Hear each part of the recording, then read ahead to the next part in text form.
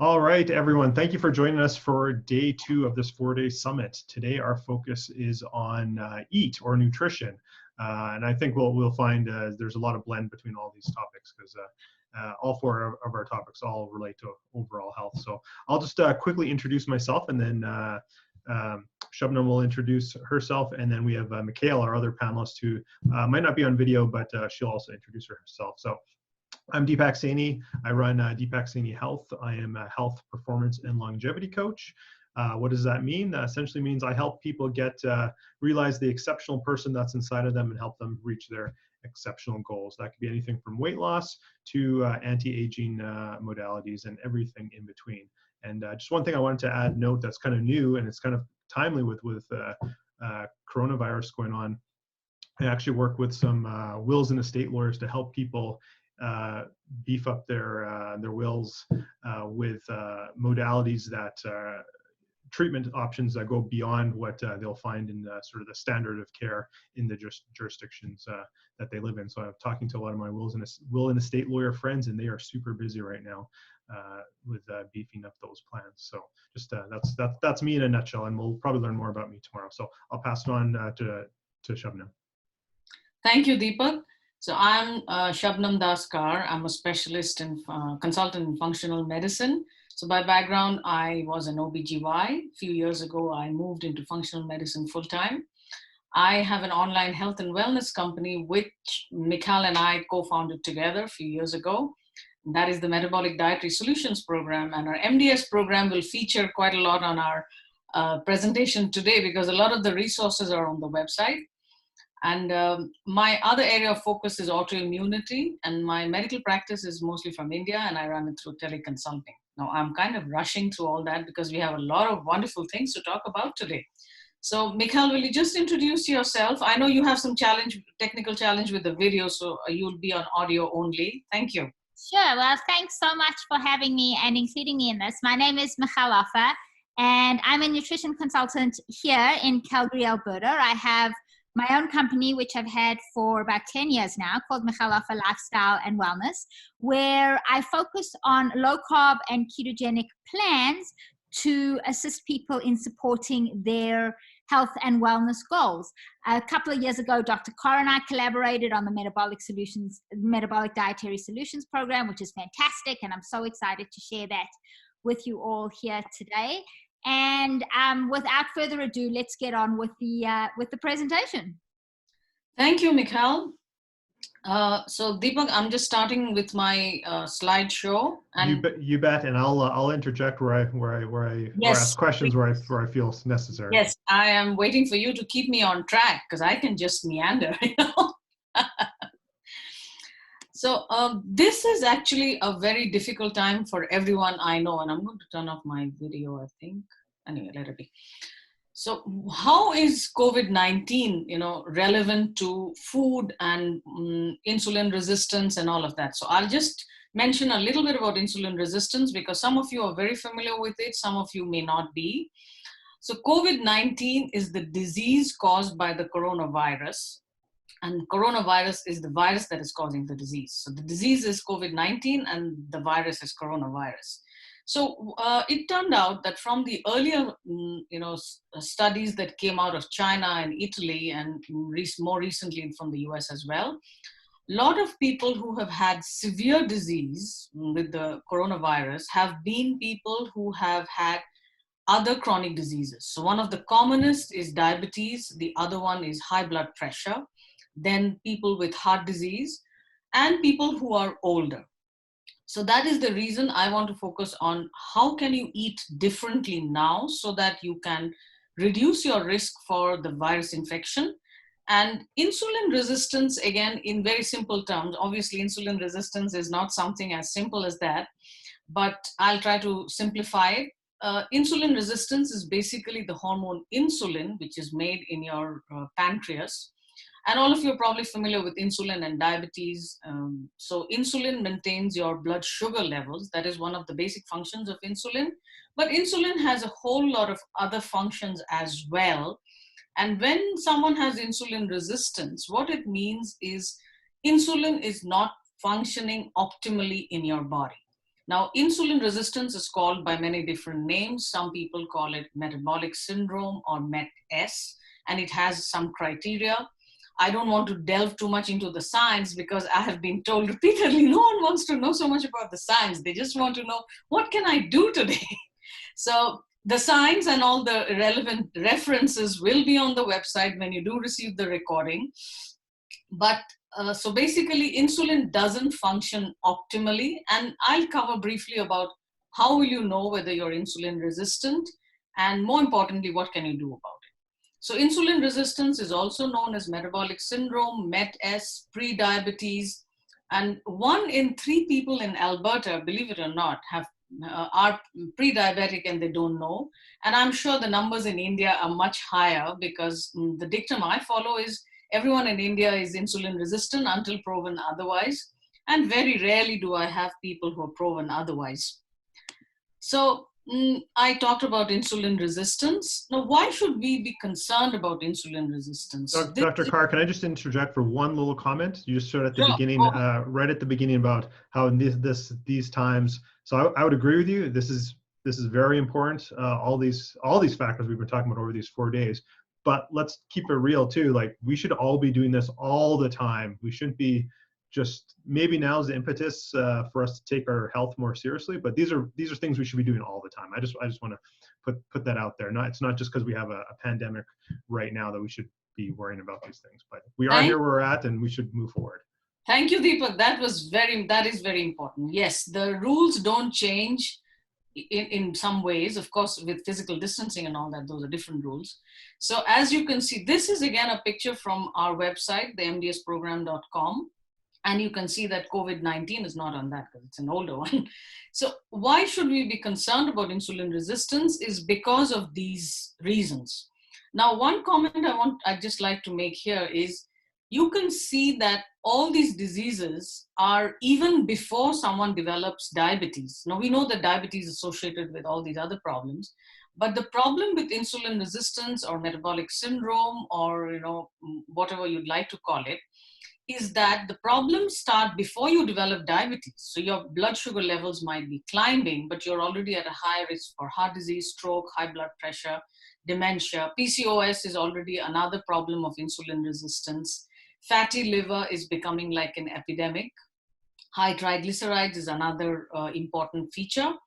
So these are all the numerous reasons because of which we focus so much on insulin resistance. And it's not just, excess body fat. That is one of the features, but all these other things, and some of the problems start many years before you actually have any of the other kind of, flags. And again, I'm sorry about how busy the slide looks. This is an infographic which Mikhail has created. Thank you, Mikhail. And this infographic is on the MDS website. You can just go and go to the search option. So it's a long list, and the waist-hip ratio, I must mention, is specific for South Asian people, because South Asians are, as most of you know, they are sicker at a lower body weight. So they are thin outside, fat inside. So you can see from the waist-hip ratio and the waist circumference levels. For Caucasians, it's a little higher. Then there are abnormal liver enzymes, fatty liver. So if you have ever been told by your doctor that you had an ultrasound examination and you have fatty liver or NASH, non-alcoholic fatty liver disease, again, big medical terms, but fatty liver is good enough. Then if you are someone who requires extreme exercise to maintain your body composition, and I'm sure Deepak is going to tell us more about it tomorrow, then if you've been told you have pre-diabetes, or you are already diagnosed as diabetes, you are on medications, or you are on insulin, or you are on diet control, or you have got your blood tests done and you have extremely high fasting insulin or extremely low insulin. Now, I'm not going to do a deep dive into explaining insulin levels now, but sometimes it happens that people do a fasting insulin test and you come back and tell me, oh, my levels are normal. I said, no, we can't. It's actually in context. So it's a lot of different things. So just only focusing on fasting insulin is not enough. You can see all these other features in it. High triglycerides is another big one. high uric acid. Now, uric acid is not just about gout and whether you have joint pain or so. Most of the time the conversation is, oh, you have high uric acid. Do you have joint pain? Do you have, pain anywhere in the, if you don't have gout, then you don't need to bother about it. Well, that's not exactly correct. And someone who has PCOS, I have a lot of people who have PCOS, young girls.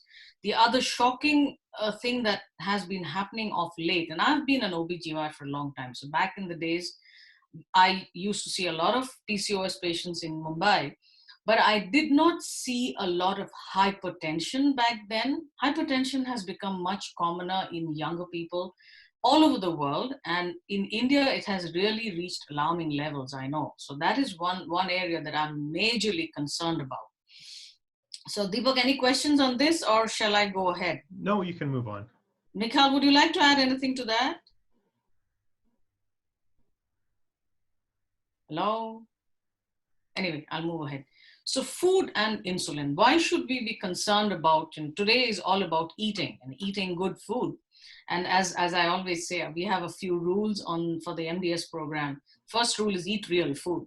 And real food doesn't come out of boxes and bags. But again, given the present coronavirus situation, I'm aware of it, that many of you may not have access to the kind of food you like. But at the same time, what I say is, you need to be aware of what is good food for you, what is healthy food for you, rather than focusing on, how many calories are there and how much of carbs and fat and protein. If you eat real food, I want to take away the stress around eating. And Mikhal and I have done a lot of work in that area, and that is something we want to focus on. So food and insulin. Basically what happens is, when you eat food, your number one, you all know your blood sugar level goes up. So that's your blood glucose level. And the next thing that goes up, of course, there are a lot of other things that go up and change as well. But the other thing is insulin. So insulin level will go up when you eat. So therefore, it bears that when you don't eat, both your insulin and your blood sugar levels will not go up. So food, normally, all of you know that we divide food into different macronutrients like carbohydrate, fat, and protein. So in the world of low carb eating, there's a lot of and intermittent fasting. There's a lot of conversation about, does protein impact insulin? Does fat impact insulin? So the simple answer is yes. Now, I'm sorry about this slide with a lot of graphs, but sometimes I find it easier to explain when I have a visual in front of me. So this was from a paper. You can see the reference at the bottom. So you can see the ones in red are the normal eating. So this is breakfast, lunch, dinner, then some snacks, and again, so 5 meals a day. And each time you eat, obviously, this is with normal eating, your insulin level goes up. This is insulin on the other side, and this is blood glucose. So they are but you can see that insulin level does go up every time you eat. And the blue is the one that shows what happens to insulin when you don't eat.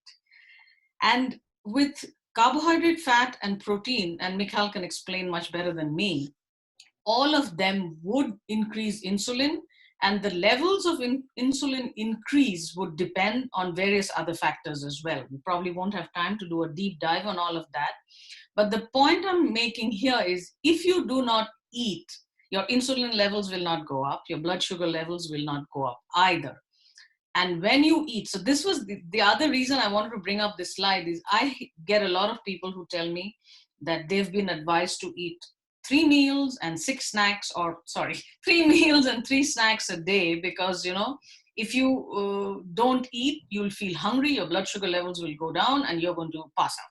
So Deepak and Mikhal, do you all get that a lot?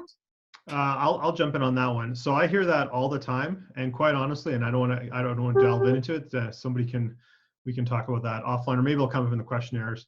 But this whole dogma of having 6 meals a day, or three meals and 3 snacks, etc. When you're eating junk food and you're getting these spikes like you're seeing here, or even worse, again, we don't really know what the people are eating in this graph here. But when you're eating junk food, you're going to have huge spikes and huge crashes. So yes, your energy comes down. So hence, have another snack to boost it back up so you have even. I think that's just a bunch of marketing BS, and really it is. You can read the studies show that. right? Having 3 snacks in between is really just to sell more product. If you're eating real food, if you're eating, regardless of what it is, if you're eating real food, and especially if you have foods, you know, nice healthy fats like avocados and olive oil and nuts and stuff like that, you are going to have a smoother, you're going to have smoother lines on your personal graph. Now, it is highly personalized, obviously, but I see this with clients all the time, and it's a bit of an education for them. But once you start eating real food, and in my experience, a little bit higher fat, and not necessarily even ketogenic, and we'll probably get to that later with Mikhail. We'll probably talk about that. But just eating real foods and maybe a little bit higher fat, or at least whole foods, you're gonna smooth out, and you don't need to have six meals a day. That's my take on that. Thank you, Deepak. And I didn't want to show another graph with, you know, how dramatically blood sugar levels fall when you eat predominantly carbohydrates.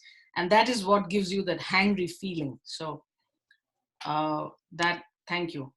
Now, this is something that Mikhail and I have talked about a lot, which is called individualized carbohydrate tolerance. So a few years ago, a paper came out where they tracked, you know, blood sugar levels, they tracked the gut microbiome, they tracked, you know, continuous blood glucose monitors, and they tracked about, I don't know, a whole lot of 800 different people, and I don't know, 50,000 meals or something. So they had to use a machine learning algorithm to figure all that out. So what they found is, now you can see from this picture, this is my, you know, interpretation of that, is each one of us, and most of you know it. So I am in that probably the 25 to 30 grams of carbohydrate a day tolerance level, which you will realize is extremely low. So one apple is about 20 grams of carbs. So you can see here, some of you can get away with higher levels of carbohydrate intake, and particularly if you are somebody who's a lot into fitness. So your exercise levels, your fitness levels, your sleep is another big one, which would all impact. But basically, there's a huge impact of genetics, and more importantly, your gut microbiome. Obviously, we cannot do anything about the genes, but what we can do is about the lifestyle factors that would, you know, switch on or switch off those genes. So this is what I basically wanted to say. When someone asks, you know, do you think I should eat this particular food? And that's a very difficult question to answer, because we don't know what is right for you. Each one is different. And that's why you'll find a lot of people saying, oh, if I eat this, my blood sugar increases dramatically. Someone else will say, if I eat that, I feel fantastic. So this is what I just wanted to highlight, that each one of you is different. And some of you, if you are very observant, you know what your, you know, tolerance levels are for carbohydrate, versus many of you are not aware. Many of you don't realize that what you are eating is probably not the best for you. And again, it depends on what your goals are, obviously. But at this point in time, because of the high risk for coronavirus infection, I would stress upon the importance of maintaining optimal blood sugar levels, and looking at your carbohydrate intake would have a huge impact on that. Can I jump in here quickly? Sure, Two comments. So I kind of alluded to it yesterday, you know, and we're all in different locations, and, you know, what kind of grocery stores we have, et cetera. But I mentioned this yesterday. There's no shortage of vegetables and fruit and meat at my stores in my area. What's gone, besides toilet paper, is you know, potato chips and granola bars, and, you know, yeah, maybe if we're going to be hunkered down and there's going to be you know, a nuclear winter or something like that, we need these preserved foods. But so, you know, just the point in these times, or where we're at with this crisis, and the whole reason for having this series to help everyone sort of, you know, again, overall health, but sort of, you know, be prepared for this crisis, is like, just again, eat real food. And then my second comment, just to this graph particularly, and I don't with my clients, I don't prescribe to counting calories or using trackers. I think if you eat whole foods and put the right mixture of whole foods in the diet, everything takes care of itself. So I don't count calories and or macros or anything like that with my clients. But what I will say is that some people, and I've had clients who've already been using these programs, these calorie macro tracking programs. So, okay, fine, you're already on it, and they get in a habit, and sometimes they're gamified, so they want to continue using it. But if you look at some of those I won't call any of those programs out, but if you look at them, they are wholly inaccurate. When so he's like, oh, I only had 100 grams of carbs today. It's like, that is impossible by what you said you had here. That is like, basically those programs are flawed, that people are allowed to add their own macros in.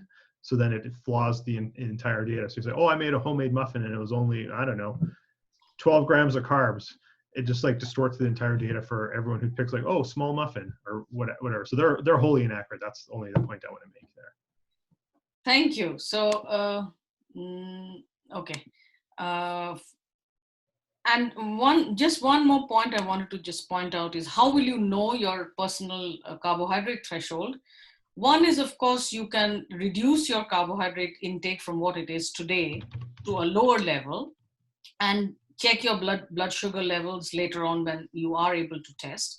The other thing is to do a continuous blood glucose monitoring. That gives us way more important information.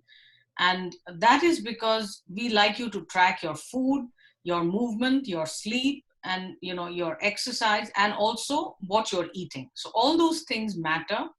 And that is how we usually figure out. But most people do not need a personalized blood sugar response with a glucometer monitoring and all of that if you're just starting off. Some of you are not just starting off, you're already fairly advanced. So maybe getting hold of a continuous blood glucose monitor is important if you want to fine tune it. So that is just one comment on the personalized blood sugar response. Now, food insulin index is, again, many of you are probably already aware of the glycemic index, the glycemic load for food.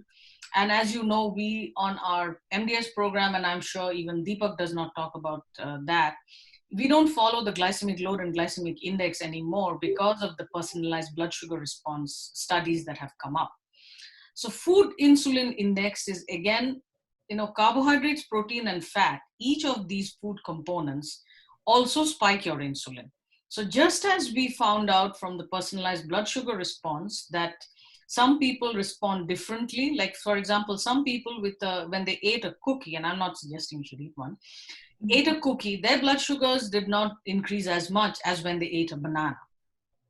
So with insulin, the unfortunate thing is with blood sugar, we have a continuous blood glucose monitor, so we can check, in real time what is happening.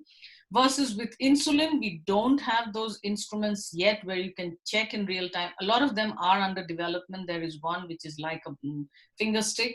Another one, they're trying to do it with saliva, but none of those tests are presently available in the market for use. So my point is, each food component will increase your insulin levels.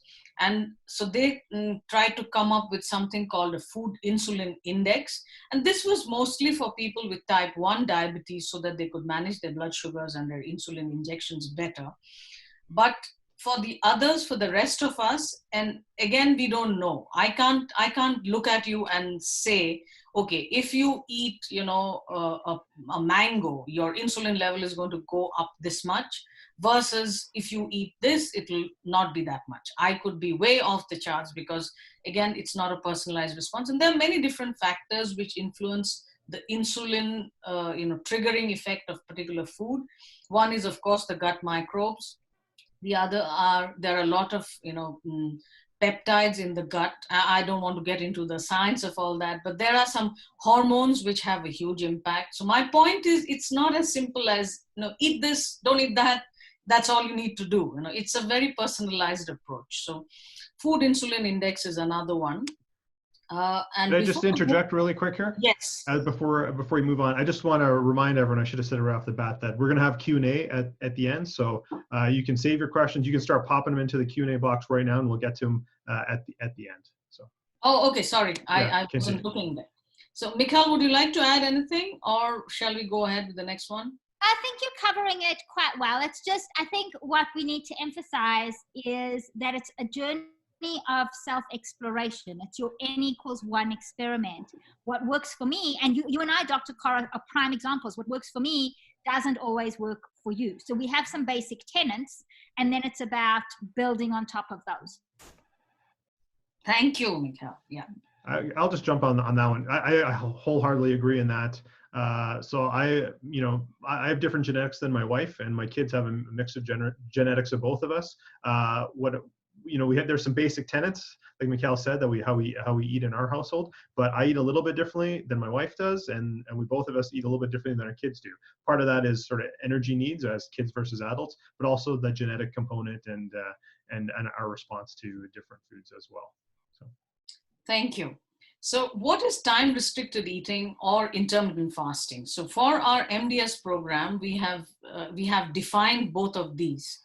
So time restricted eating is essentially eating within shortened intervals of time versus eating throughout the day and night. So if you restrict your eating interval, and we'll talk about the eating intervals and all of that, studies have shown that in terms of health, particularly in terms of your risk for diabetes, high blood pressure, heart disease, dementia, all those chronic diseases, the risks are lower. And more importantly, it helps in weight loss. And more important, another very big added benefit is the effect on mood. So eating in shortened intervals of time. And, whenever I talk about time restricted eating, I get a lot of people saying, I don't eat throughout the day and night. I said, have you ever tracked it? Because the fact is, if you don't track, when you're eating and when you're stopping to eat or drink, you will realize, unless you track, you'll realize it's very easy to go out of your planned window. So time restricted eating on our MDS program is anything less than 24 hours of fasting. So if you're eating for, let us say, 8 hours a day, and I'll talk about those, many of you are familiar with them, like 16-8 or 14-10 or 12-12. These are numbers that I'll just talk about very soon. What it means is you're eating in a shortened interval. So anything less than 24 hours, we call time restricted eating. Some people call it time restricted feeding, but I say that humans eat. We are not lab animals that we are fed. And intermittent fasting is planned abstinence from food for 24 hours or more. And we'll talk about the pros and cons of, whether you should do a long fast now or not. So yesterday, Karim mentioned the circadian rhythm. And if you haven't heard that recording or you were not there yesterday, circadian rhythm is basically your body's biological clock. Now, why is it relevant? It's important because your hormone insulin has a biological clock. It has a rhythm of being secreted. And it's not just insulin. It's every hormone in your body has a circadian rhythm. Even inflammatory effects like your immune cells have a circadian rhythm as well. And the things that impact your circadian rhythm is, number one, light falling on your eyes. Number two is your food intake, when you eat food. Number three is your exercise. And of course, the fourth component is temperature change. So in India, Mikhail after and Deepak also, you're aware, I talk about, we are not so concerned, particularly in Mumbai. It doesn't have a huge, temperature change throughout the year. So Mumbai is by the sea. And I forget how different it is when, when I moved to Canada, I realized, you can actually see all the seasons here. So that is the general temperature change. So circadian rhythm, basically, you need to eat for your body's clock. And that is something that we have completely messed up now, because one is we have easy access to food. So we can eat or drink or any time of the day or night. And studies have shown that, people eat, one of the researchers, Dr. Sachin Panda, who's done a lot of work in this field, he says that, your mouth is open as long as your eyes are open. So people eat as long as they are awake. The next is, I talked about the personalized blood sugar response, blood glucose response. Then the time of day in relation to carbohydrate intake and insulin resistance. So again, I'll try to explain it in simple terms. You are more insulin sensitive, which is the good thing, in the first half of the day versus in the second half of the day. And that is the reason I have, in my one-on-one consultations, or when Mikhail and I talked about, when to eat what kind of food, and we talked about maybe if you are not able to completely give up all your carbohydrates, and I know many of the people who registered for the webinars are vegetarians in India. So Indian vegetarians are mostly vegetarians from birth, and they are predominantly grainitarians actually. So for many of them, it's very difficult to reduce the carbohydrate intake dramatically. So in such cases, can you, have your let us say you had planned to eat your higher carbohydrate meal for dinner. What we have suggested to many of you, both Michal and I, is just switch the time. So instead of having that high carb, meal in the evening, late in the evening, at a time when your insulin sensitivity is lowest. So that is, you want your insulin sensitivity to be good. So insulin sensitivity is lower in the second half of the day versus in the first half of the day. So simple thing of switching your carbs to match the time of the day can make a huge difference. Another big one, which is not probably so relevant in Canada, it's not that relevant because most people don't eat late in the evening. But in India, it's one of the biggest challenges. And right now, since many of you are at home, probably it's a good time for you to focus on, can you eat your last meal of the day a little earlier? Can you eat it before 7 p.m.? And I know many of you have told me you don't even reach home at that time. So I have suggested that you carry a second meal with you, home cooked meal, so that you can eat it before you leave for your commute. But now that many of you are spending time at home, maybe that's an area we could try to do and focus on eating earlier. And the other thing is now you can eat, like I think Deepak, you were talking about eating, you and Kareem were talking about eating all your meals with the family now. So that's another great one. So time of day in relation to carbohydrate intake and insulin resistance, and the order in which you eat food. So what do I mean by that? So, there is a reason why restaurants serve you carbs, serve you the bread at the beginning. Because if you start your meal with carbohydrates first, then what happens is you're hungrier. And more importantly, there are a lot of studies to support that. If you eat carbohydrates first versus eating fat and protein first, your response, your blood glucose response, and I'm sure it would also reflect in the insulin response, would be very different. So Michal has some, and I'll ask you to talk about that. She has a wonderful video on, how to plan your plate. So how do you serve yourself? Are you serving yourself the carbohydrates first, or are you serving yourself the protein and fat first, and then you can add the carbohydrates? So Deepak and Michal, will you just comment on that? Yeah, I'll just jump in first. So two things there. So to the first part, your last point, I don't disagree with you as far as the time of day and the biological response. That being said, again, I kind of play in the realm of also longevity and people who have like longevity goals. And part of that is also that sense of community, which you alluded to, which we kind of talked about yesterday with cream and sleep.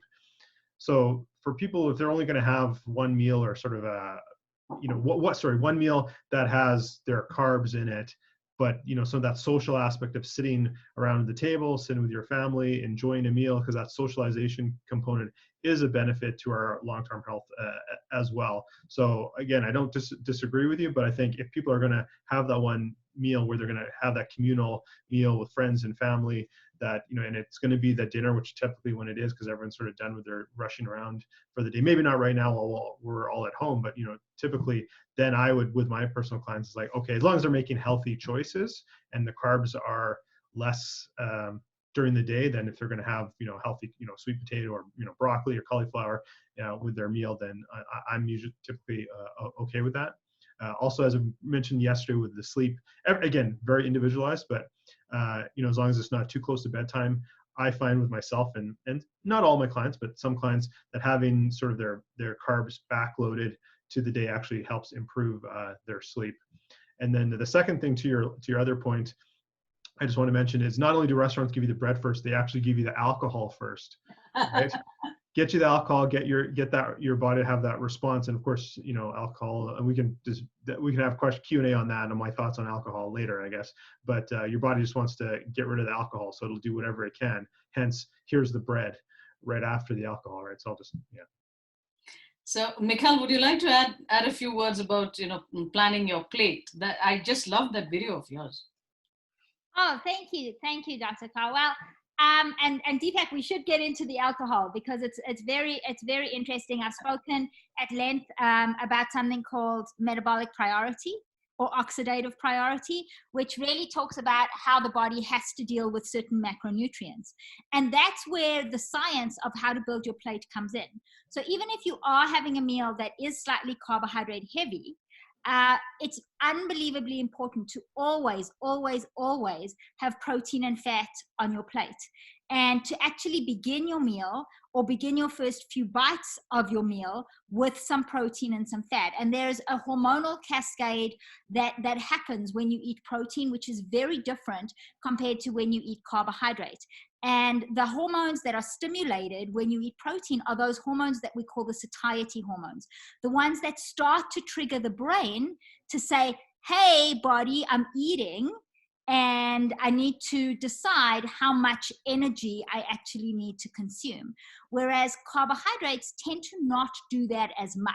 And I say not do that as much because I'm being very, very careful. The more refined and the more processed actually any food, but specifically a carbohydrate is, the less it triggers any of those hormones. And actually through the insulin, through the blood sugar cascade, it begins to trigger your hunger hormones even more. And bread is a highly refined food. So even whole grain bread is actually very refined, and it turns to sugar really fast in the blood. So with the restaurant thing, that can really stimulate the appetite even more. So you'll have even more room to buy the dessert later on after the meal, which will then stimulate your appetite even more, and it becomes this vicious circle of going back to the restaurant. So no matter how you choose to build your plate, whether you follow Deepak's guideline, from a social perspective, or if you're trying to support your sleep, and yes, sometimes some really nutrient-dense carbohydrates help sleep, or if you're really watching your carbs at night, either which one, it's really important to begin that meal with a bite or two of protein, and that's how you should not only build your plate, but look at your plate for consumption. Thank you, Mikhail. And Deepak, what you mentioned about the social aspect of eating, that's very interesting because I usually eat, 14 to 16 hour intervals, though my goal is usually to do a 16-8 versus, but I don't always succeed. So one of the things we like to do is eat together as a family, and given an option, I would prefer to have my meal earlier in the day. But what happens is my husband, his work is mostly in India. So he works late into the night. And I say he's a shift worker actually. So obviously he doesn't like to eat earlier in the day because he says if he stays awake at night, he feels hungry. So we move our meal to a little later in the day. And that is one of the compromises I have made, because I want my eating pattern and all of this to match my life, rather than try to match my life to what I'm going to do in terms of time restricted eating. So I do end up eating later on in the day than I would have liked, but that's not the ideal world. I would much rather eat together than not eat together. So each one of you will need to decide what you want to prioritize, but these are just some of the guidelines. Yeah, it's just if I could just quickly comment before we move on. Yeah, it's very individualized, and everyone has to make their own decision. Just again, just our own family. I do 16-8, sometimes longer. So, and my kids have obviously different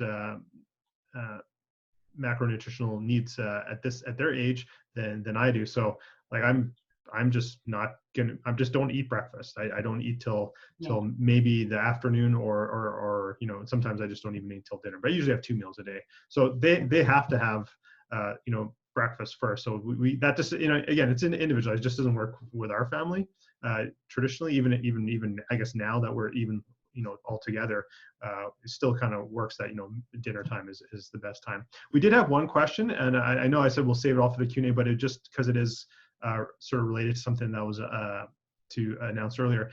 We talked about yesterday's call. So at the end of the 4 days here, all these videos will be sent out. Might not be till early next week, but everyone who's registered for the calls will get the recordings for all the videos. So just that was one question that came in so far. So and if the question was about the other videos I've mentioned, we have all of those on the MDS website. And I'll post all the links. So whatever I'm promising, they will be there. And if I have missed out on any resource, or any one of us have missed out, just send us an email and we'll definitely send it to you. So intermittent fasting, like I said, is 24 hours or more of planned abstinence from food. So this is where the biggest difference comes between, many people will say, oh, maybe intermittent fasting is just a low-calorie diet. You're not eating these many days of the week, so you're eating a low-calorie diet. And on our website, I think I have a blog post where I've explained the differences. One of the biggest, and the other thing is it starvation? So the difference between intermittent fasting and starvation is unplanned. Like if people don't have access to food because of a war or because of any of the other things, then that is not a planned thing. So planned is when I decide ahead of time, this is what I'm going to do. That is intermittent fasting.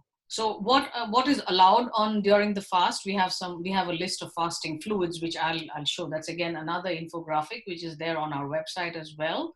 Because on this screen, you may not be able to see everything clearly, but fasting fluids are allowed, and what is a fasting fluid and what is not a fasting fluid. Then the third type of fasting which comes is a water-only fast. Now, a water-only fast is, of course, a very, very restrictive fast, and we don't lightly recommend that at all. And particularly now at this point in time, because of the COVID situation, that is one of the questions that I will answer, which is it okay to do a long fast? So that is what, should you do a long fast now? And I'm going to just put in a few of my comments. Number one is COVID-19 it's a new virus. We do not know enough about it. So obviously we don't have data where, people who have done long fasts and they have checked to see whether they're at a high risk for COVID. We don't have that information. However, going by some other older studies, what we scientists have found is if people do a longer fast, longer than 48 hours, sometimes the immune system doesn't function as well, because one of the things that happens is the hormone cortisol, which we talked about yesterday, can go up dramatically. And again, we don't know, it's different responses in different people. So if cortisol goes up very high, sometimes it impacts the immune system adversely, because the immune system is a very high energy using system. So if cortisol goes up because of a stress response, that's the body's way of making sure that you have the right things in place. So it will prioritize, let us say, clotting of blood and make it thicker versus, making sure that your blood sugar levels are high enough for you to run, versus thinking of, okay, she's not really dealing with a huge stress, but this is just something that she has planned herself, she or he. So my recommendation, again, I am very conservative. So my recommendation is it's probably not a good idea to do a long-term fast at this point. Definitely not longer than 48 hours, I would say. But then there are lots of caveats, ifs, buts, and lots of things. And one of the things that Michal says is, if you have your fasting muscles which have developed already. So if you are someone who's used to doing it, maybe it is different, but the conservative side of me would still say probably this is not a time when you want to stress out your system more than the kind of stress it's already going through. So Deepak and Michal, what would you like to add to that? Michal, I always keep jumping in ahead of you. Do you want to go first this time? Sure, thanks, Deepak. Well, Dr. Carr, I 100% agree with you. One of the reasons fasting works so well is the hormetic, what we call the hormetic response of the body. Very scientific word, but it means the adaptation of the body to a stress. Now, I always like to explain that we all have a stress cup, and good stress and bad stress fills the stress cup the same. And right now, our stress cups are very full. And adding onto that stress cup with fasting can really negatively impact us a lot more than it can positively impact us. And I've seen on the internet and some of the people that I follow in our community are still recommending the 24-hour or the 36-hour fasts. And I really say proceed with great caution.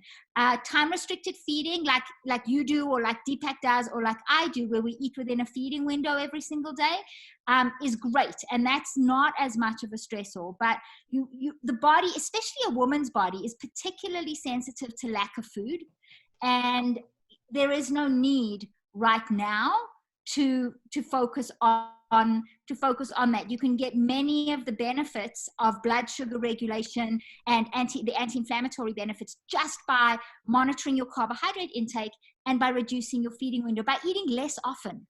It can make the hugest difference. So I really want to emphasize that, and that during times of crisis, we often look at, unless your health is really dire, we look at maintenance, maybe a little bit of progression, but we're not looking to lose 25 pounds while we're stuck in isolation and stressed to the nines and trying to feed the kids and clean the house and worrying about bills.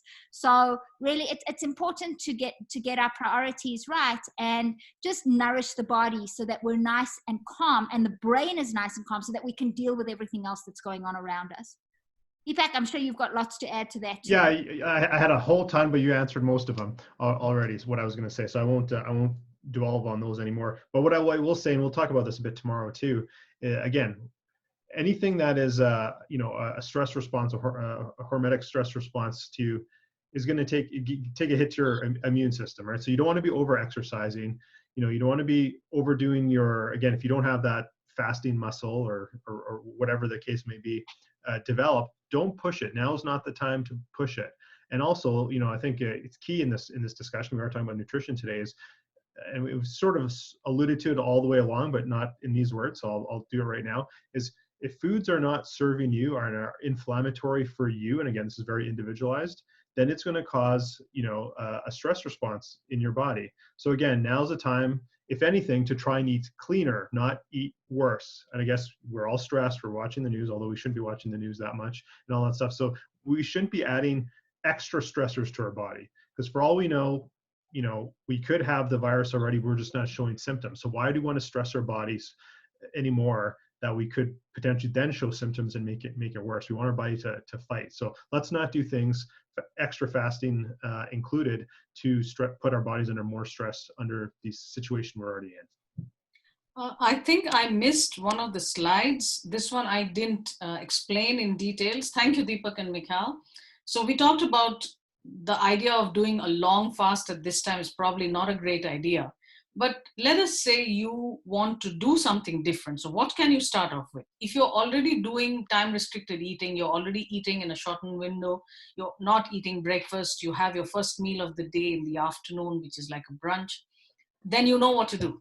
Supposing you're absolutely new, you have never done this before, you don't know what you should do.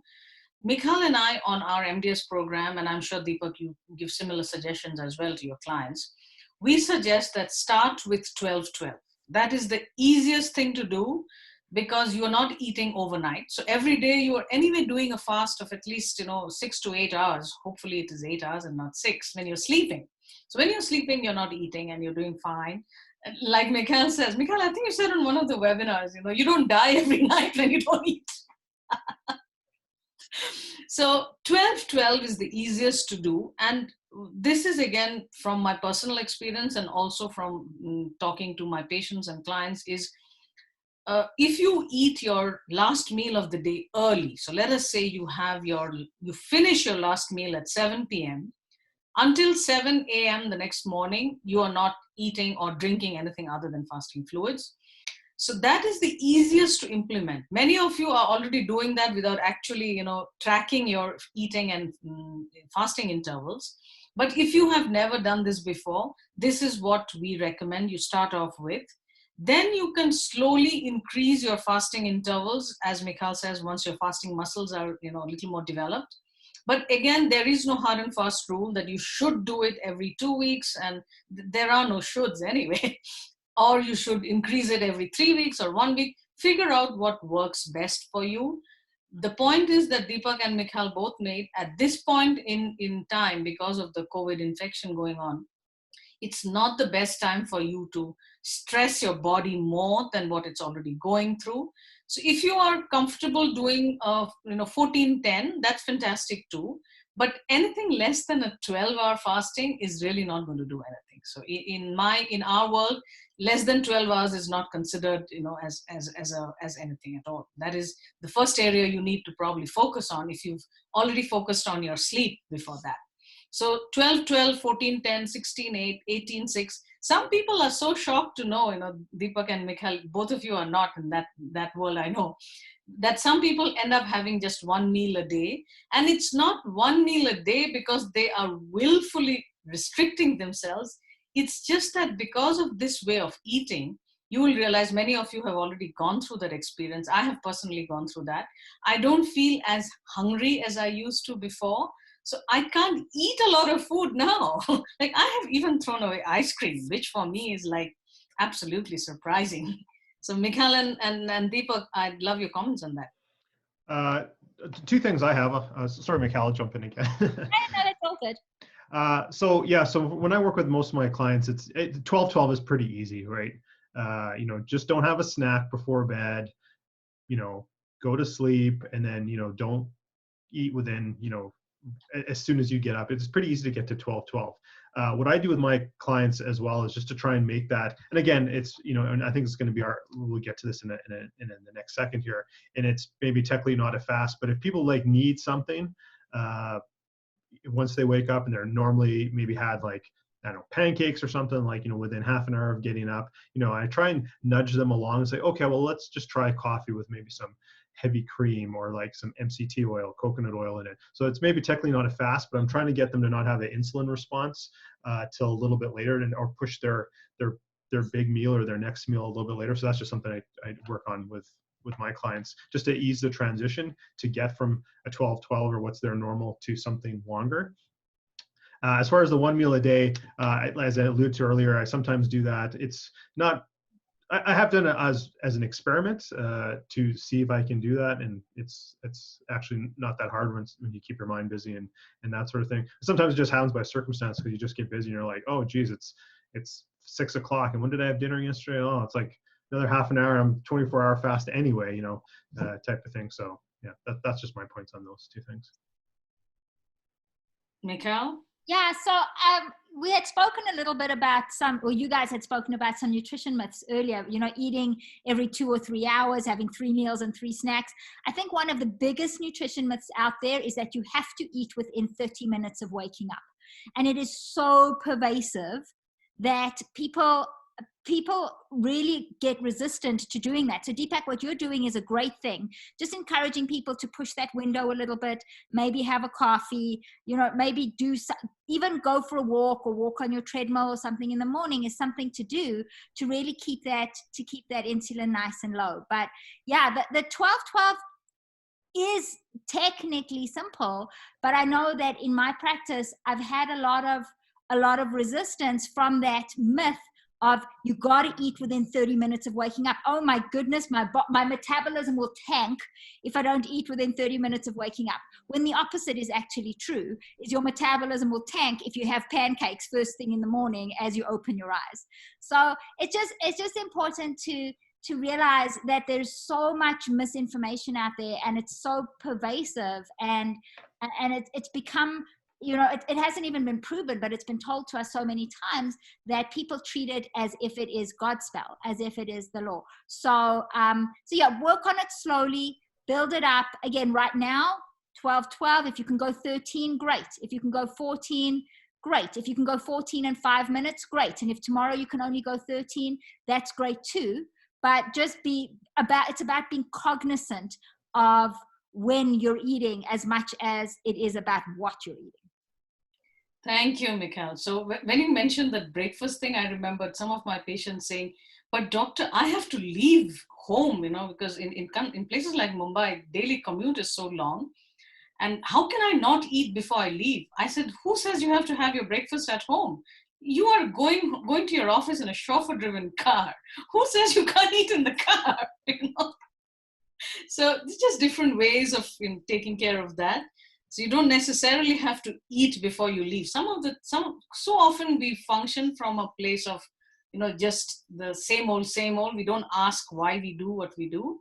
So that was just something I thought of.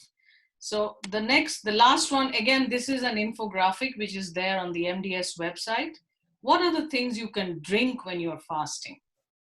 You can see from that list. And I have put the tender coconut water in bold because tender coconut water is very popular in India. And 10 coconut water, I think I don't remember the exact numbers, but I think about 300 ml of it has about 7 grams of carbs. So what are the things you can, now with caffeine, and again, we can do a long deep dive on caffeine only, but we'll run out of time. Caffeine functions differently in different people. And I have just written here about blood sugars being spiked. I think caffeine also increases insulin in some people. And again, the response is different in different people. So you won't know what it is for you. Now, one thing I just want to say is caffeine in coffee is way more than caffeine in tea. And yesterday, Deepak, you were talking about caffeine metabolism and sleep. So caffeine has a very long half-life. So ideally, if you are dealing with sleep issues, probably it's a good idea to stop your caffeine intake by maybe, before 12 noon. So 10, 11 is the maximum. So the tea that I'm drinking now is a ginger tea, which doesn't have any caffeine in it. So you can have herbal teas, which are without caffeine at other times. That is a fasting fluid. But another thing that I need to add that, is a vegetable broth. And I think, Mikhal, you have a very nice recipe of a vegetable broth, if I remember from one of our previous webinars. Yes, I think it's on our website as well, if I'm not mistaken. Yeah, if it's not, I'll add it definitely for sure. So if you are not someone who eats non-vegetarian foods, bone broth is definitely not for you. But you can have vegetable broth as well, which could do just quite as well. And you can, Mikhal's recipe actually is, I think, did you post that recipe which was meant for a pressure cooker? I have a bone broth recipe that you can do either in a slow cooker or a pressure cooker. Yeah, so a pressure cooker is very common in India, slow cooker not so much. And so the different ways of doing the same thing.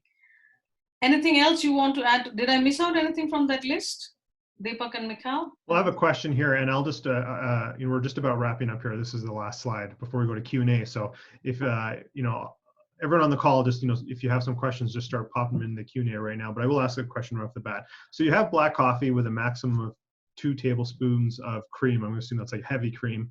What about like, a quarter teaspoon of like coconut oil? Yes, there's calories in it. Do you consider that breaking a fast or not? Mikhal, I'll let you answer that. I think it's a 2 tablespoons of fat, Deepak, is probably the best way to describe it. What very technically breaks a fast is around 100 calories, which is around a tablespoon of fat generally. So some people can do it up to 200 calories, which is where the 2 tablespoons comes in. And remember, we said they're maximum. Right. And I think if you wanted to do a little bit of butter or ghee, or if you wanted to do some coconut or MCT oil and a little bit of heavy cream and whip it up into something like a fatty coffee, you can do that. Some coconut milk as well. Coconut milk has a little bit of carbohydrate in it, but it's still more predominantly fat. Don't get the low fat or the light coconut milk or the boxed stuff, the stuff in a can.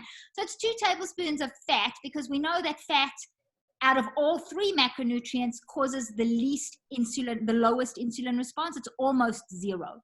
So it's about technically not breaking the fast from a caloric perspective, so the body doesn't go into digestion mode, and then also not breaking the fast from a macronutrient, from a hormonal perspective, so we're not stimulating insulin. Does that make sense? Yeah, so I'll just clarify. Oh, Gil, hot there. I'll just clarify. So that means, just for everyone listening, that means you're not putting half a stick of butter in. You're not putting 5 tablespoons of coconut oil or MCT oil. We're talking like a very little bit. You can still have your bulletproof coffee or your fatty coffee or what have you. Technically still be in a fast if it's limited, right? We're not putting a half a stick of butter in. Let me have a follow-up question on that as we wait for some other Q&A questions to come in. What about like collagen, mixing some collagen in with some water or something like that? I guess it still kind of just falls into that sort of, let's call it 100 calories limit. A little bit different from that, actually, Deepak, because collagen, from a macronutrient perspective, is a protein. Right. Yes. And once we start to ingest protein, the body digestively, the body recognizes that differently. Fat is probably the most neutral and the least stimulating of the digestive process. protein is the most stimulating of the digestive process. It requires the most stomach acid production and the most hormone and digestive enzyme release in order to be produced. So we say avoid the collagen, avoid the protein, because we don't want, and everybody has a different a different tolerance level. So whereas some people are particularly sensitive to protein, some people aren't at all. And protein can also create, even the smallest amount of protein in the most insulin resistant can create an insulin response. So I tend to say, don't do the collagen. If you're going to fast. If you need a little bit of something in your coffee, a tiny little bit of fat. But other than that, let's go without any food type product until it's time to eat. Okay, I'll take it one further. Essential amino acids. Another one, again, there's a lot of discrepancy about that. I say no. Again, from the same thing, let's not consume. We want to consume nothing. We don't want our cells to be busy trying to deal with energy or deal with products, even amino acids that are coming in.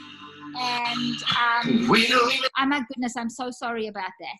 Amino acids coming in, it stops the cellular cleaning. It stops the autophagy process. So one of my favorite mentors, Mark Sisson, has gone into a very deep dive into what breaks a fast and how and why. And he has basically come to the conclusion that anything that will nourish your cells in any way should be off limits on the fast to maximize the anti-inflammatory and autophagy, that cellular cleaning process that's going on when we're not eating. So I think that's a perfect segue to my next question, which was we're talking about fasting, and I mean this is about eat and nutrition, our whole topic. But we've kind of been the last little bit on fasting. So maybe it didn't come up till just now. So maybe very quick. I mean, we could go deep dive into autophagy in itself, but maybe just a quick highlight from either one of you on to explain what autophagy is and how that fasting is a benefit to that. Okay, so thank you, Deepak. Now, before going by all the discussion so far, one of the things I wanted to mention is most important, is will, coconut oil interrupt your fast? Will essential amino acids interrupt your fast? All the questions are relevant when you know why you're fasting. So number one is, are you doing an intermittent fasting, time restricted eating because you want to lose a few pounds? Versus are you doing this because you want to lose maybe 50 or 100 pounds? So that's about 25 to 50 kilograms. So approach would be very different for the two. The other thing is, are you doing it as like, you want to take care of chronic inflammation if you have some autoimmune condition? That is a different approach. So that is where the one-on-one, recommendation comes in. The third thing is, as Deepak mentioned about autophagy. So autophagy is basically your cellular housekeeping. So your body makes cells, and different cells are made at different rates. For example, some of the blood cells, they come every 3 months, and that is the reason we test the glycated hemoglobin A1C every 3 months, not before that. So that is the cellular cycle. And your body has the inherent capability of removing those dead and dying cells and getting them out of the system. So that is basically cellular housekeeping, which when it goes awry is one of the reasons where people may be at a higher risk for cancer. So if you are planning on focusing on autophagy, supposing you have you're dealing with a cancer ongoing, or you're going through chemotherapy, and none of that would apply to the present situation. But if you are fasting because of those reasons and you want to trigger autophagy, then you need a much more restricted fast. And that is probably a time for the water only fast. Versus if you are fasting just because you want your brain to function better, you want to reduce your levels of pains and aches and all that, which is essentially inflammation, or you are, you want to lose just a few, pounds of weight versus a lot of weight, then you need to do a different kind of fast. So again, going back to what would, stop autophagy, that again, I think I'll let Mikhail answer that. Right. So the way that I like to explain it, and I take a little bit more of a hardline approach sometimes to Deepak, Dr. Carmel, because people come and see me, you know, when they're at their wit's end, almost, I guess. So the body is not a good multitasker.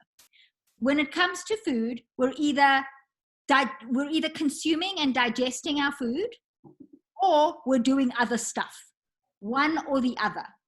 And the full process of digestion up until the end of the small intestine generally takes about 4 to 5 hours from the time that we've consumed the food. So if you're eating every 2 or 3 hours, your body is always digesting food, always, and it's never really got time for the other stuff, other than maybe when you're asleep at night and you're not eating for 8 hours. So autophagy is some of the other stuff that your body does. The same way that your house gets dusty, your cells, they use parts, there's things that go on there, and the cell likes to clean itself out. But it can only do that when the body isn't doing the consuming and digesting of food. So whether you're time-restricted feeding or whether you're intermittent fasting, you can begin the autophagy process. And this is what, and it's very, very beneficial. It's beneficial to longevity. It's beneficial to your health. It's very beneficial to your immune system and the health of your gut.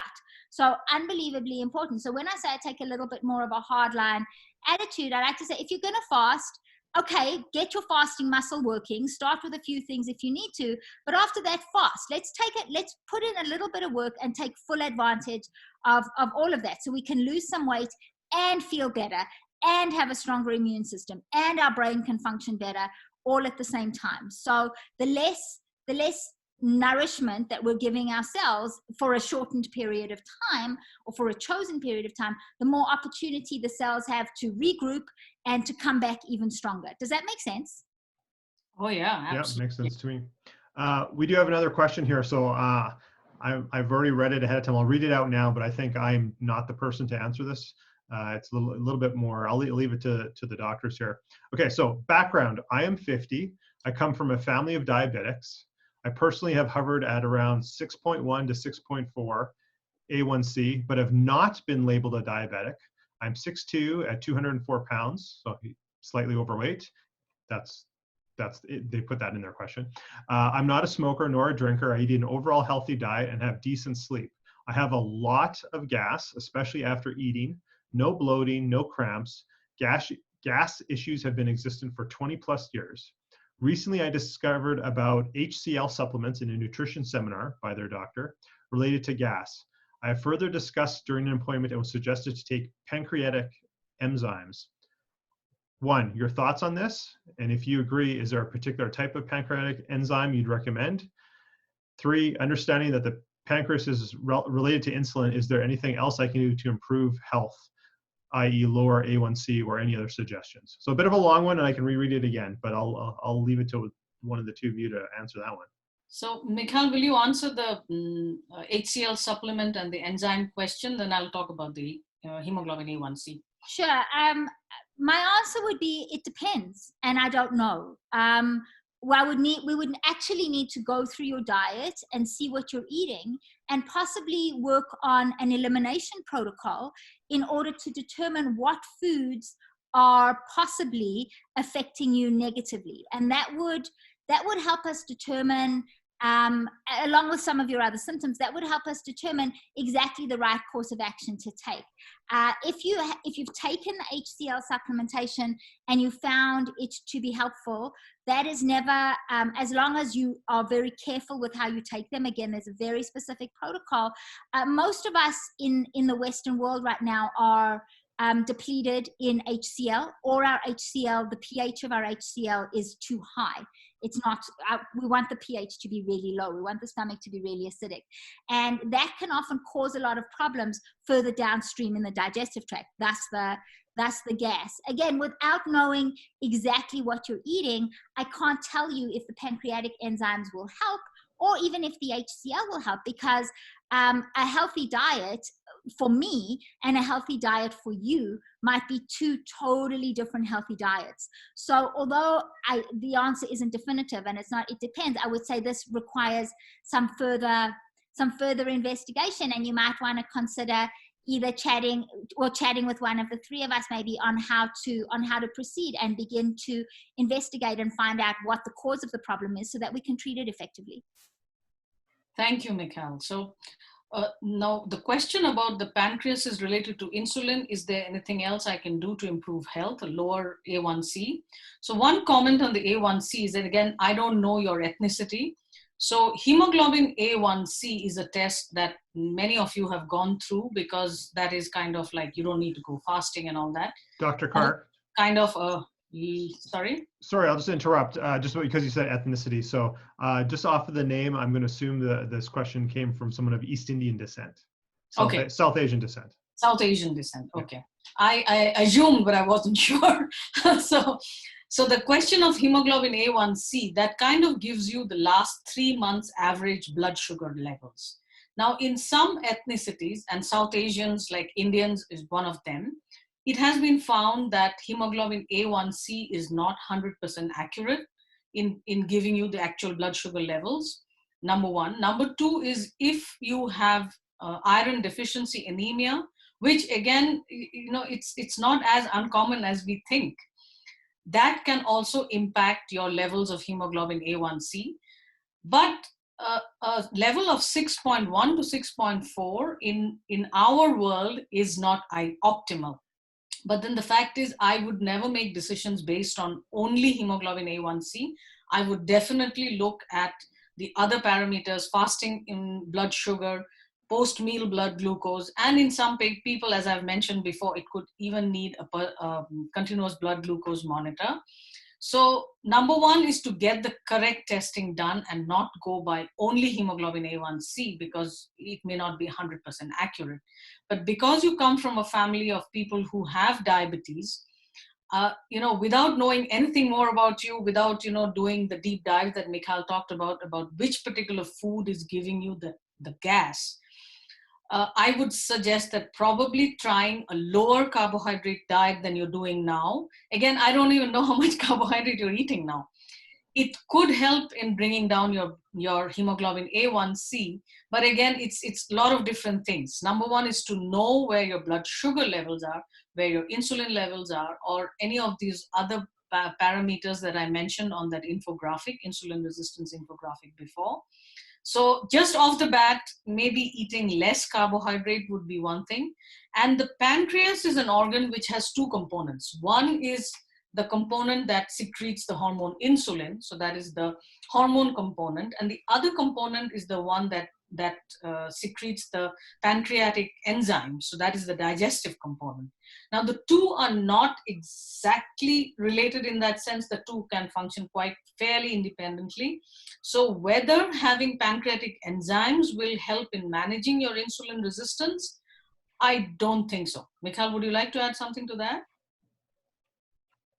I would agree with you, Dr. Carr, other than going into a deeper dive to see what's, because as we've discussed, when it comes to a personalized blood glucose response, certain foods could be creating problems. But I wouldn't prescribe enzymes until I had more information. Okay, so, we do have responses to that, yeah. Yeah, so the question follow-up was that all food gives us person gas. Okay, so then Mikhail's answer still stands. We need to do an elimination diet to figure out which are the problem foods for you. And it's different for different people. And of course, the gut microbiome is again another area. Now, so it needs a much more deeper dive and much more a one-on-one, approach, rather than, any of us giving any generic, response to that. I'm glad you brought up the gut microbiome, because I was going to say that if all food is giving gas, there's some issue upstream, I would say, and probably starting there. So that's probably a good place, again, at a high level, to look at, I would suggest. Okay, so do we have any more questions? Or I think I'm going to stop sharing my screen. All of us can be seen now.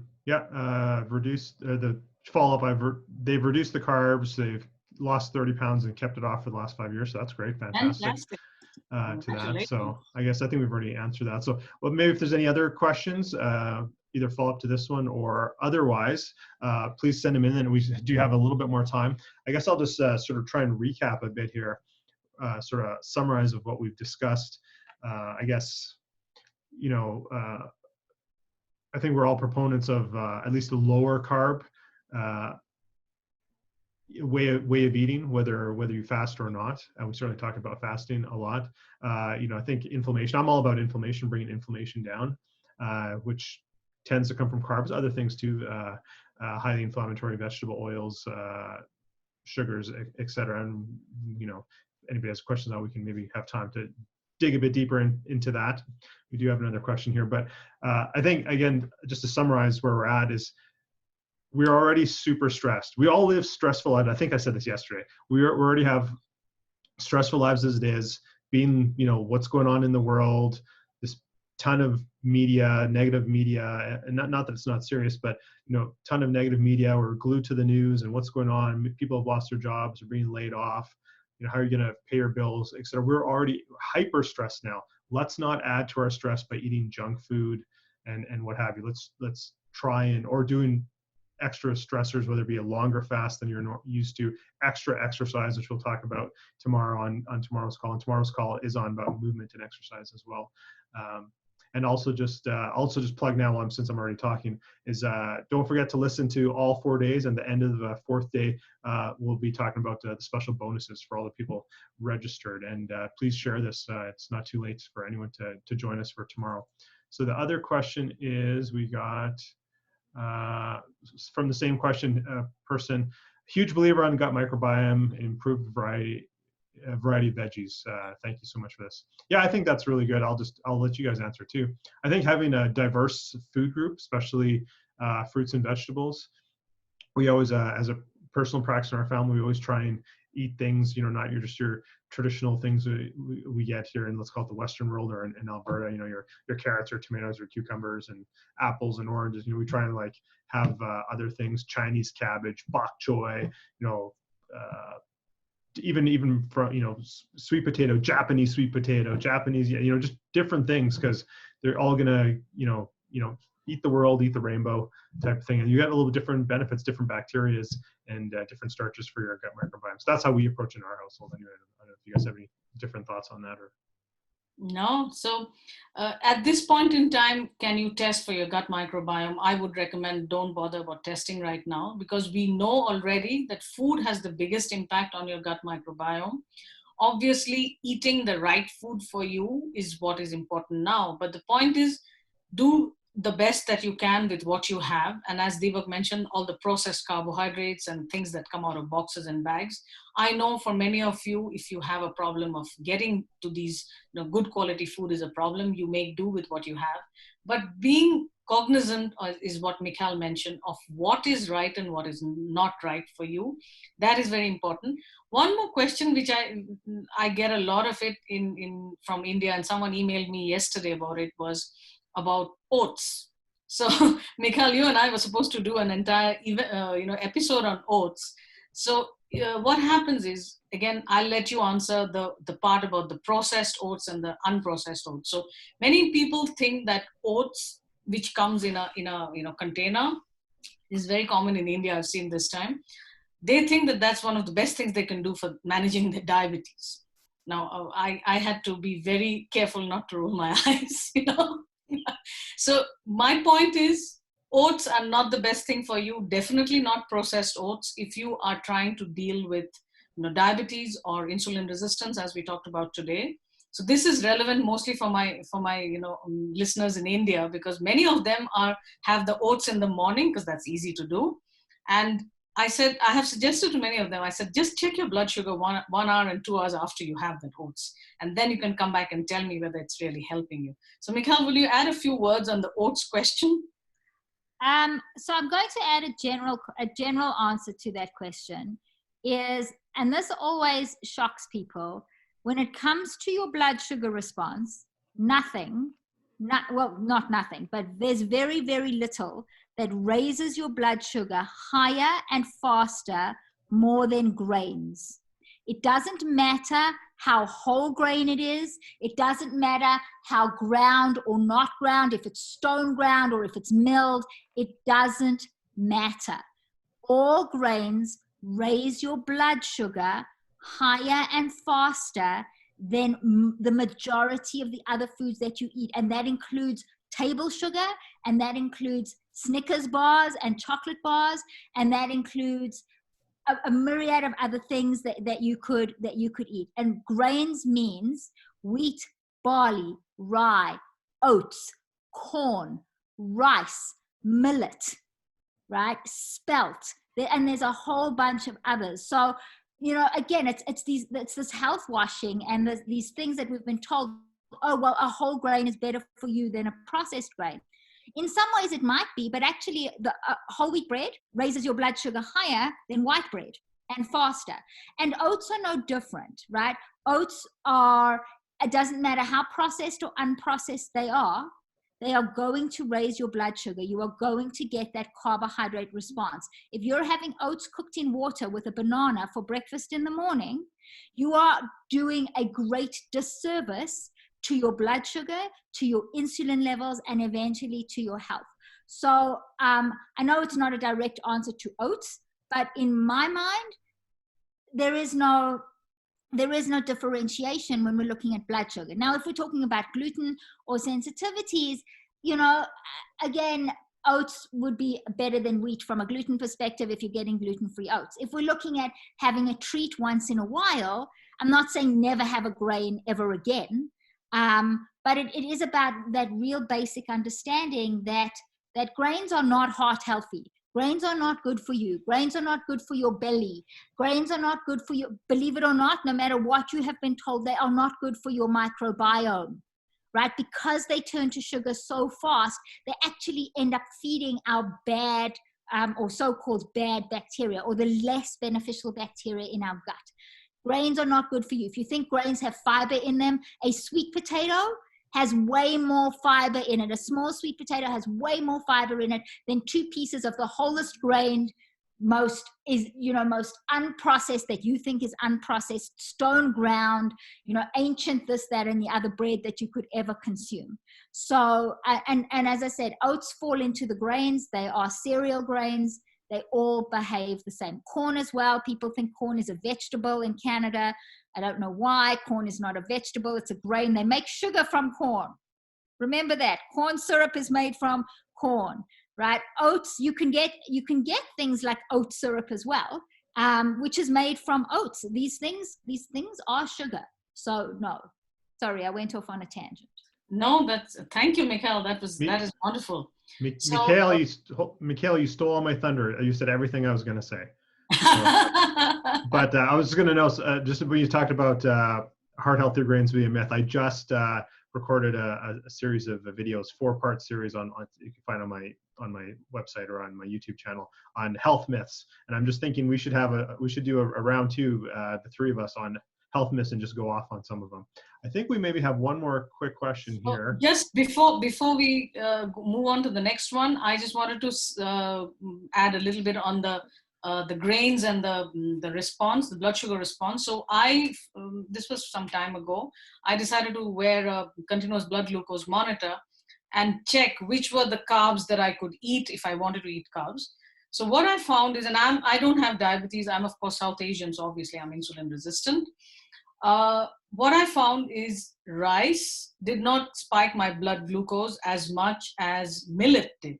Millet, or there was something else. There were 3-4 different grains. So I was in India, so I was trying different gluten-free rotis, and all the rotis increased my blood sugar way more than even wine or even a sugary sweet. And I'm not saying you should have the sugary sweets versus grains, but grains are the kind of people think that if I don't eat rice and I eat roti, which is the Indian flatbread, they are doing way better. It may not be. So for you to know which particular ones are causing you the biggest problem, one of the things Mikhail and I recommend is the continuous blood glucose monitor, and you check your food as well, track your food. Then you will see for yourself. So with grains, my blood sugars went up to diabetes levels actually. And so Deepak, are you going to go ahead with the next question now? Yes, yeah. So this might be our last one. We have time, so I'll just read it. This person is vegetarian. I have a question on bloating. How can I avoid bloating? I haven't tried any diet yet, but it's causing issue now because I'm not able to feel good after eating. This was not a problem before, but now that I've gained about 25 kg, going from 110 pounds to 172 pounds, any thoughts on this? What causes bloating? Michal, will you answer that? Oh my goodness. So it's again, it's going to be the same answer until we look at what you're eating and when you're eating and how you're eating. We cannot determine what is causing bloating for you, right? What causes bloating for me, I know what causes bloating for me, but again, that would not be what causes bloating for you, and we would need a lot more detail. The weight gain will definitely impact that, because the weight gain will impact, number one, how your digestive system works. Number two, how your fat cells are living things. We always think of fat cells as being dead, or just these things that sit on our butts. But your fat cells are living things, and they have a hormonal response. Your gut microbiome will be reacting again to the foods you're eating and the amounts of foods that you're eating. Your stomach acid composition, your digestive enzyme composition, your bile, if you're able to produce bile, how your gallbladder is functioning, and all of these at the end of the day are impacted by the foods that you are eating. So without really sitting down and going through that, I wouldn't want to tell you eliminate this or eliminate that, because I wouldn't be giving you an honest directive. Thank you. If I could just add on to that, I wholeheartedly agree.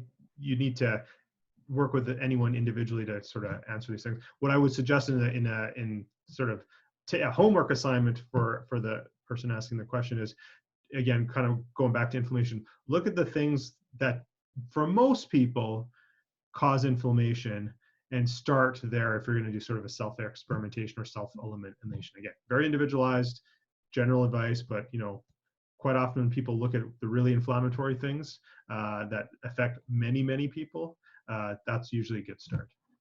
Thank you, Deepak. Sorry, Michal, go ahead. Mention, Deepak, if you're going to mention those, I would say that there's a few biggies for sure, and they are grains in general, but specifically gluten grains, which is wheat, barley, rye, corn, soy, sugar, and dairy. I would add vegetable oils in general. Well, vegetable oils are not a food, and they should be avoided. And besides, there's vegetable oils and other things. But if we're talking about bloating specifically, if you start with those 5, you're probably doing quite well. I agree with you. Vegetable oils are probably worse for us than sugar and worse for us than refined grains, but that's a whole other conversation. No, I agree. We do have one last question that came in here, so we'll make this the last one. But if anybody has other questions after, reach out to us, any one of us, and we'll be happy to answer it, what have you. So this question is, if I have a constipation tendency, how will fasting affect it? Will it be exacerbated? Again, it depends. Some people do absolutely fine with fasting. It doesn't impact their constipation at all. But again, it would depend on why you have constipation. So one of the commonest causes is if your thyroid is not optimized, that would be a big cause. So obviously thyroid would not have anything to do with the fasting part of it. Again, I think I'm opening up more things of discussions.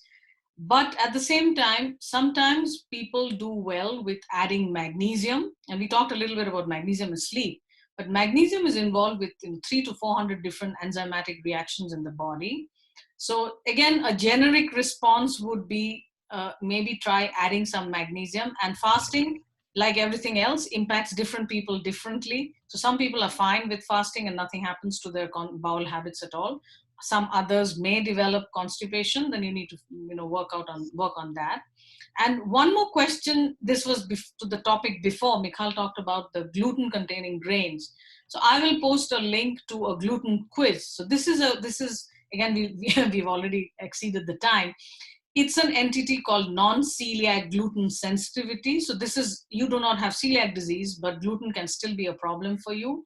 So that would be one of my recommendations for this gentleman who was asking the question about the bloating and the gas and all that.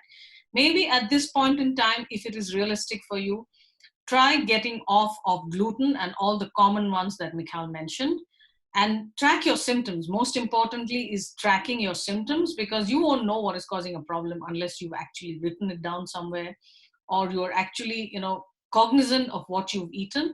And there is an entire process around that. So I hope that answers a question. Do we have any more? We don't. So I will thank everyone for coming on today, and I'll just remind everyone again that we have 2 more days. Tomorrow is movement, everything, exercise, cardio, strength training, etc. And then on Thursday will be sort of the mind, body, meditation, gratitude, all that sort of thing. And again, make sure you're on for Thursday's call, because we'll have the bonuses. So again, thank you for everyone, and please feel free to share this to other people. And we're just trying to serve in this crisis mode, this time of need for the world, and we're just trying to. I'm Sophie Hartman. It's going to be on trade fair in Frankfurt. Oh, sorry, what happened? oh, okay. Anyway, thank you everyone for coming, and we'll see you again tomorrow. Bye.